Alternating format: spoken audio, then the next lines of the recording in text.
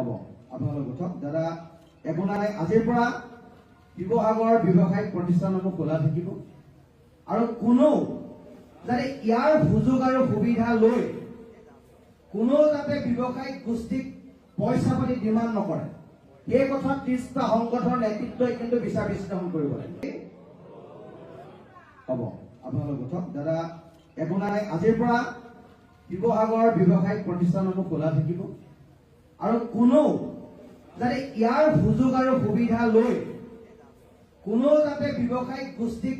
পইচা পাতি ডিমাণ্ড নকৰে এই কথা 30টা সংগঠনৰ নেতৃত্বই কিন্তু বিচাৰ বিশ্লেষণ কৰিব লাগিব হ'ব আপোনালোক উঠক দাদা একো নাই আজিৰ পৰা